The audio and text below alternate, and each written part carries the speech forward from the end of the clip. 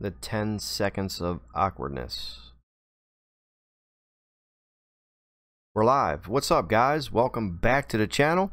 We have some exciting news on tonight's live stream. I hope you guys follow along.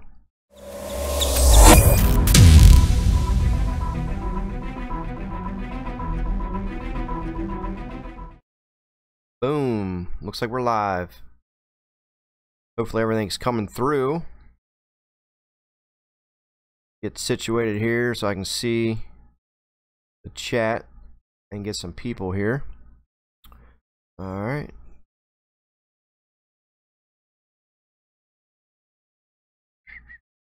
Alright. Looks like we're good to go, I think. Yes.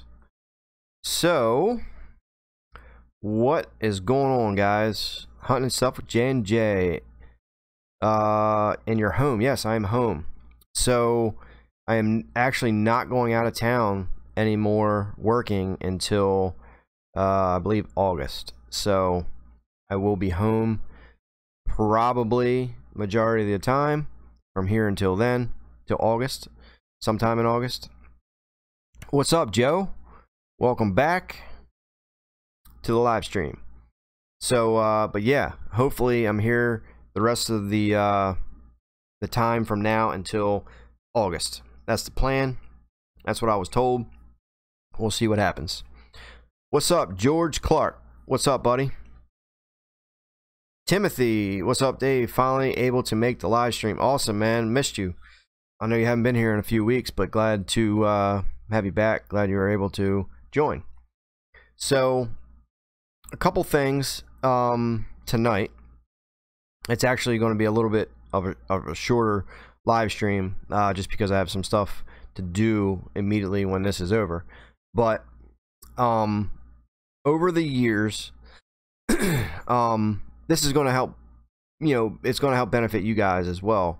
But over the years, I've had help here and there, but now I finally have like good help. So Ashley, her name's Ashley Rhodes, we've been friends on like social media for like 3 years now, and we've kind of collaborated throughout the years. I've helped her on some stuff, she's helped me on some stuff, and the idea of working together has, you know, been thrown back and forth over the years, and we've talked and we've officially joined like together to do this, which I'm very excited to announce, and I'm very excited that it's actually finally happening, because like I said, the idea has been tossed around for like 2.5 to 3 years. Do you suggest the Vixia HF G10 or G20? I would do the G20. I've had the G20 before. It's a great camera. I would highly recommend the G20. So, Ashley Rhodes has her own social media following on, you know, Facebook and Instagram, and I believe Twitter. Over the years, I can't remember how long she's kind of been like doing this, but it's roughly 2-3 years. She has gained a significant following through social media. She's very good with photography and working with companies. She's really nice, cool, funny, and all that good stuff. But now she is kind of transitioned to Whitetail Obsession Outdoors. She's going to be doing some videos. She's going to be doing some YouTube stuff.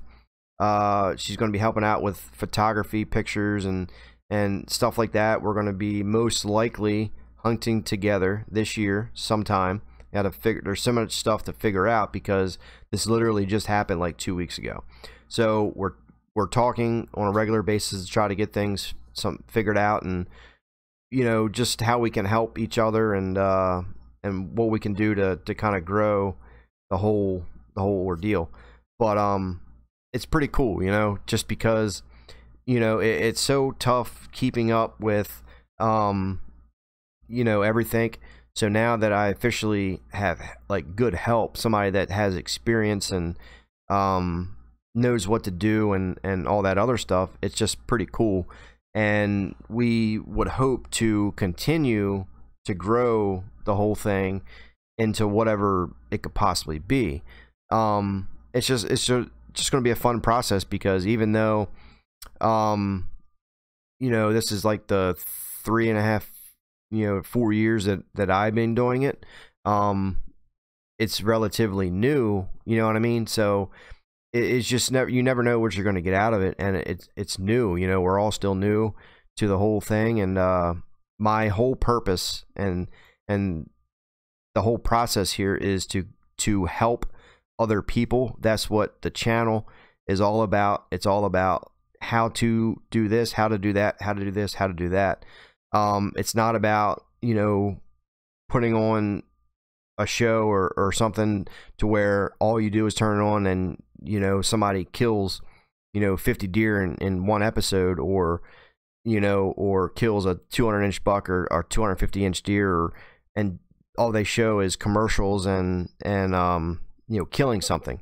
Yeah, it's cool to kill something every now and then, but that's not real. Like, that's just not how, like, the average, hunter works. You know what I mean? The average hunter gets to work on Saturday, or gets to hunt on Saturdays and, or Sundays, or one night during the week or something, and they may be lucky to kill a doe per year, or a buck per year, or if you're lucky and you have a good year, then you could kill 2, 3, 4, 5 deer. Like it's happened to me over the years. But for the average person, that's what this is all about.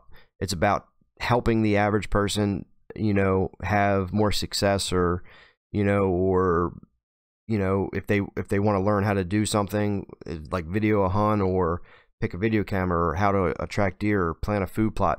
We keep things simple as possible with real, legit information. There's no amount of money that will make me or anybody else promote something that doesn't work, or it's not going to help somebody.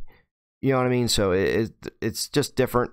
But that's how it's going to stay. It's going to stay as an educational type process, educational type channel. And I hope you guys are excited about it. What's up? Ashley is awesome, very dedicated, great partnership you both will have. Thank you. Ashley Rhodes is here. I'm so excited. She's probably doing her happy dance right now. My slice of heaven outdoors. Hey Dave, how's it going? Doing good. Ashley, hey y'all, I'm ready to start this journey with Dave. Mike from Michigan, what's up, buddy? Glad to have you back in the live stream. So Ashley is here, everybody. She's in the chat there. If you want to welcome her aboard, that'd be pretty cool. She says, "I know I am." She's doing the happy dance. Joe says, "Welcome, Ashley." That's great, Ashley. Can't wait to watch this journey. I'm very happy for both of you. Yeah, it's pretty cool, man. Like I said, we're gonna keep it, what it is and what it's always been. She's going to be helping out with everything, the whole process, the website, and pictures and videos, and we're going to hunt together and all that stuff. So it should be pretty fun. I can't wait to see like how it turns out, and how we can grow together, basically. George Clark, welcome, Ashley. Mike from Michigan, welcome, Ashley. Cool. So that was the one thing I want to definitely talk about there. As always, if you guys have any questions about food plots or hunting, or something like that, be sure to ask them and I will get back to you. What else we got? Josh Green, cool beans, man. Awesome. What else we got? The chat is all jittery today. It's like jumping back and forth.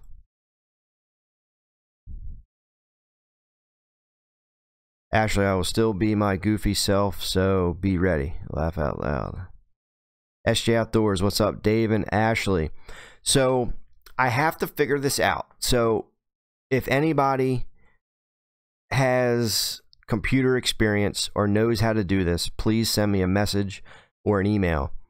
But I need to do one person here and another person in the other screen as a two-person live on YouTube. I can't figure it out. But as soon as we can figure it out, Ashley will be on the live stream. Probably not every time, but you know, she'll be on here, and we can do a two-person YouTube live. That way she's in the conversation and in a video as well. So that's the plan, but I can't figure it out. I wasn't able to get my clover in, so I guess I'll have to plant in the fall.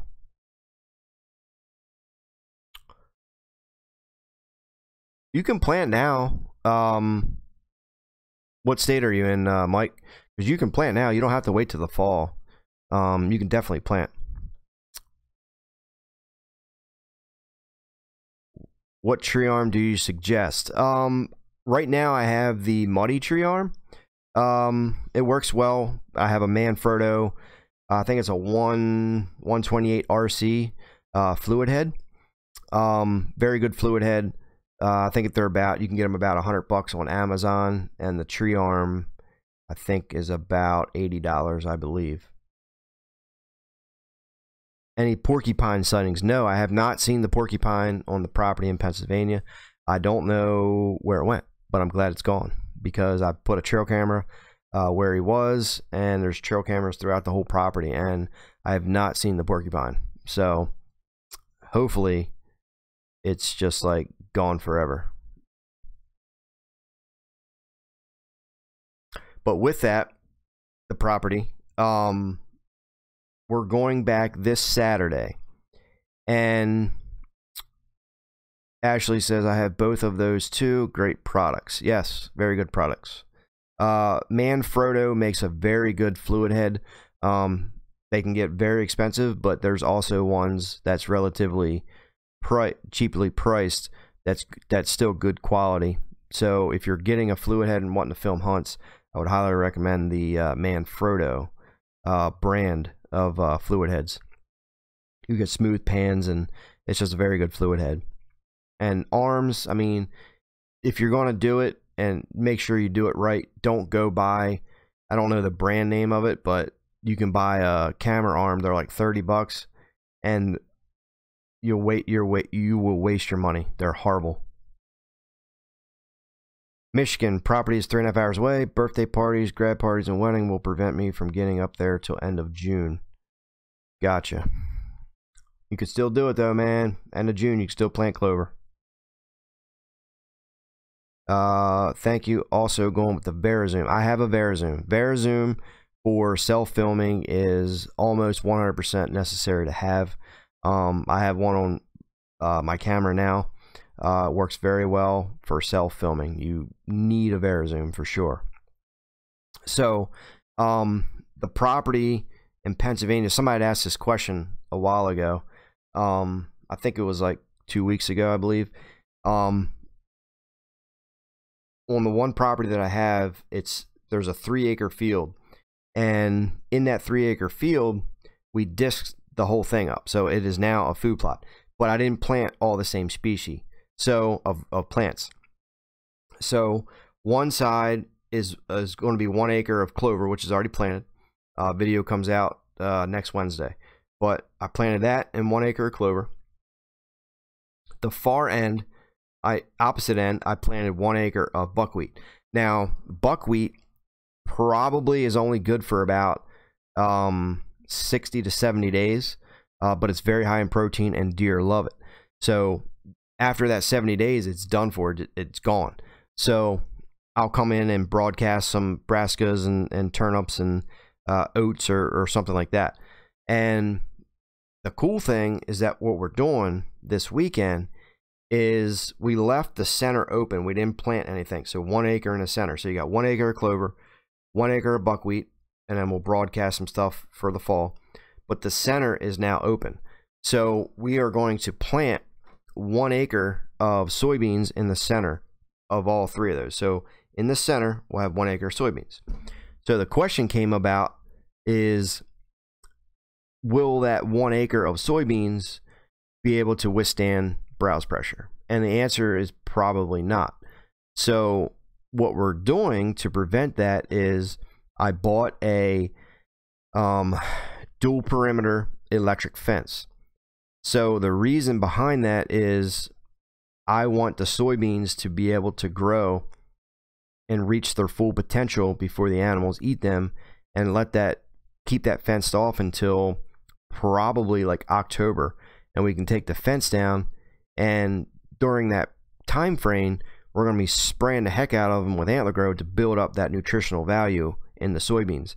So when I do go take that fence down, you'll have the pods and all that stuff, but it'll be literally the most healthiest thing around there, and it'll be a late season food source. It won't last very long because it's only 1 acre of soybeans, but it's still an additional food source on the property. So the whole point of the dual perimeter is if you put one fence perimeter around the soybeans, deer will just jump it. But the whole idea is you put a fence up, and then I think I don't know the exact measurement, but it's like 2 or 3 feet. You put another fence in the inside, dual perimeter. Deer are good judges of height, but they're not of depth. So that second layer of fence in the center, the deer most likely, not 100% guaranteed, but pretty close to it, that they're not going to jump because they're not good at distance, depth. So they probably won't jump that second row of fence. So that's what we're doing this weekend. We're planting the soybeans and putting this dual perimeter electric fence up. So therefore, the deer do not consume the soybeans. They'll have plenty of other food and browse to eat on, and not be able to eat my soybeans. So they'll have clover, they'll have buckwheat, they'll have sunflowers, they'll have sun hemp. They'll have other kinds of clovers. They'll have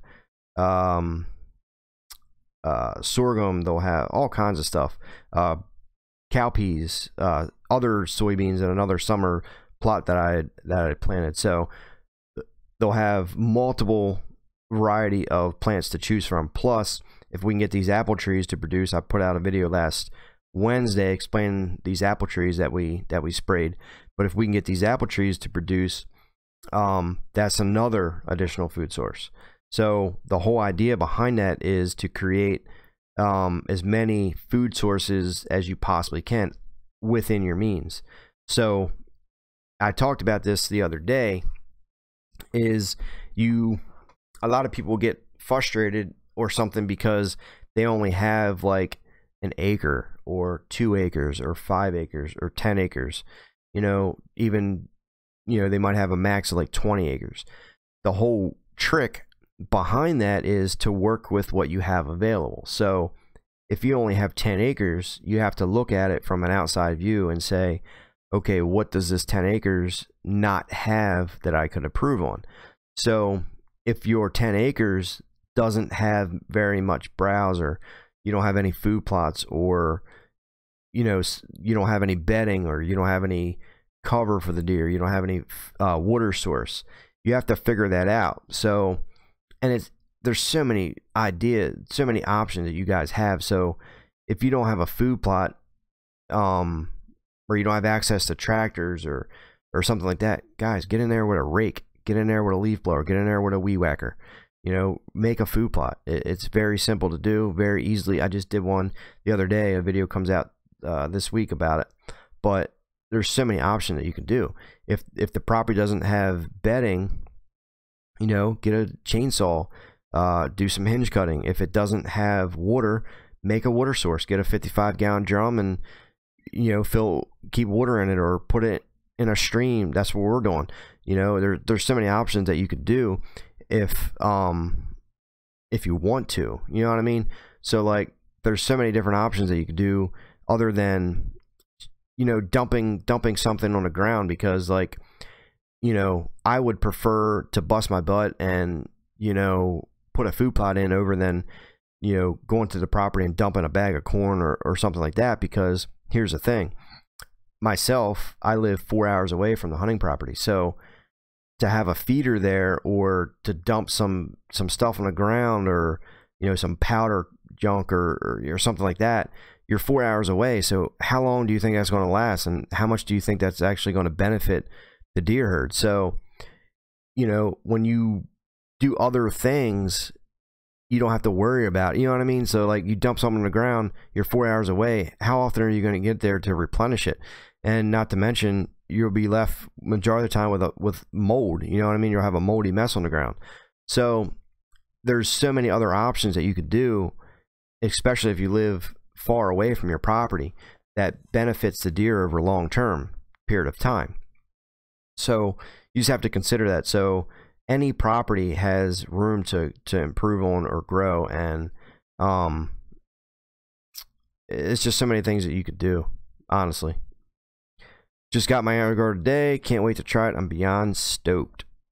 Yeah, I want to see if the apple trees produce. I'm very curious about this.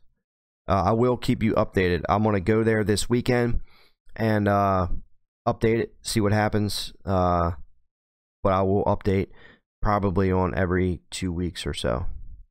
I'm really interested in seeing when you get apples from the trees after spraying them. Yeah, like I said, I'm going to update this weekend from the first video we did, and that was 2 weeks ago. So we'll see what happens.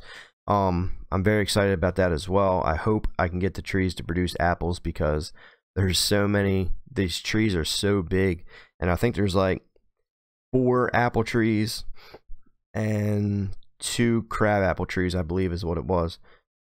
So if we can get them bad boys to start producing again, that's where the deer are going to be. So but yeah, that's the whole idea behind the soybeans, because somebody messaged me, asked me about it, you know, if 1 acre of soybeans is going to be enough, and you don't know. It could be, but most likely it's not going to be, because as soon as a soybean gets clipped off, it's dead. Katrina, what are you using to live stream now? I am live streaming through a free software called OBS Studio. OBS, you can download it for free, and if you Google or YouTube how to set it up, there's a bunch of videos on YouTube that'll show you how to set it up through your YouTube channel so you can broadcast live through OBS. You need a webcam, and you need some sort of microphone. Very impressed with the comparison pictures of with and without antler grow. That's awesome. But yeah, that dual perimeter fence, I'm gonna show you guys exactly how to do it next weekend. I'm gonna install it. I show you guys step by step on how to do it and how it works. It's gonna be a fun process to do that, and the video will be coming out as always, and hopefully it'll help somebody, because a lot of people I've seen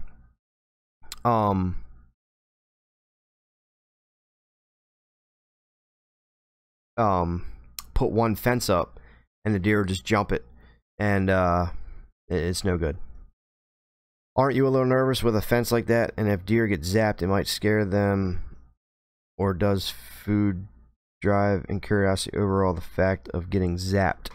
I don't think that they're gonna get scared away. People do that sort of thing all the time, and it's not that big of a zap, honestly. So I don't really think it's gonna affect them too much, and if they do, they'll get used to it, and they'll just stay away from relatively close to that fence. There'll be plenty of other food sources around there. So, and I don't think that they'll get close enough to get zapped, because they'll see that electric fence dual perimeter there, and I just don't think it's going to mess with them. I know many of friends that's done it, and people, I've watched some videos on it and all that stuff, and it's not going to affect them, so it should be fine. as always, I'm going to put a spy point camera on it, on video and picture mode, and see how the deer react to it and all that stuff, and I will keep, you know, everybody updated on it. But I don't think it'll be a big deal at all. Not at all. Hopefully. We'll see what happens. SG Outdoors. Spray my antler grow natural browse in front of one of my stands. Hopefully they mow it down for me so I can get my groundhog max for fall food plot. SJ Outdoors. Awesome. Awesome, awesome, awesome. So this question always comes up about antler grow. Everybody wants to talk about it. I get questions and emails like every day. And there was this guy, I think it was a couple weeks ago. He sent me a message, and he was having some negative thoughts and results. And he starts messaging me some questions or statement, and said, he's like, hey, I sprayed antler grow, I don't see any difference. And I start asking, like, okay, well, what did you spray? You know, how'd you use it? This, that, and the other. He goes to say that he sprayed honeysuckle and oats, and the deer aren't touching it. Hello? Honeysuckle is not a preferred plant until the winter. Late fall, winter. Now, oats, why are you spraying oats in the middle of summer? Oats are, I mean, I don't know why anybody's planting oats. Deer aren't going to touch oats until it gets cold out. So this guy was like, he kept sending me like harassing messages, and it was blowing my mind. I'm like, dude, deer don't eat honeysuckle this time of year. You know, it's not going to be a preferred plant until, you know, it starts getting cold out, like October or November. The whole key in that is to spray the honeysuckle. Yes, spray it, because the nutrients are going to be locked in that honeysuckle. Therefore, when the deer do prefer that species of plant in the fall and winter, it's healthy to them. It's healthy for them and palatable in the nutrients, and it's higher in nutrients than it was before without being sprayed. But oats, nobody should be spraying oats. You shouldn't even have oats in the ground right now. It's not a preferred plant to deer at this time of year. So, I mean, if you do have oats for some odd reason, yeah, spray them, but it's not going to be a preferred plant. Just because you spray something doesn't mean the deer are going to eat it. The whole key is to spray what they're eating. But you can obviously spray everything, is what I do, because what is not preferred now may be preferred a month from now. It may be preferred 2 months from now. It may be preferred 3 months from now. So that's the whole key. So this guy was like, he was going on and on and on saying it doesn't work, and I'm like, dude, like, I'm trying to help you here, but it's just one of them people that it was the most insane conversation that I've ever had, and the guy still didn't understand it after the conversation was over. So it just blows my mind. But anyway, it's 7:30, and I'm gonna hop off here because I got some other stuff to do. I want to thank you guys for watching. You took the words out of my mouth. Oats are definitely fall winter food source. Yes, same with honeysuckle. You just have to know what's in your area. So, like, do your research in your area, do some scouting, see what the deer are browsing on, and then go from there. But again, you can obviously spray everything. This topic and product is very confusing to people, and I don't understand it. But I'm going to continue to try to educate as best as I can, because it works, it makes sense. There's data behind it. There's numbers. There's nothing else out there that has numbers on it to back it up, and this does. So I'm going to continue to help as best as I possibly can. What's up, Dave Murphy? What's up, buddy? So we're hopping off. Thank you guys for watching again. I'll be back next Tuesday, as always, and I hope you guys have a good week, good weekend. And I do have a new video coming out tomorrow, as always, 7 p.m. Eastern Time. And I'll see you guys next Tuesday. See you, Ashley. Peace out, Dave. Good luck this year. Thanks, man. See you guys. Peace.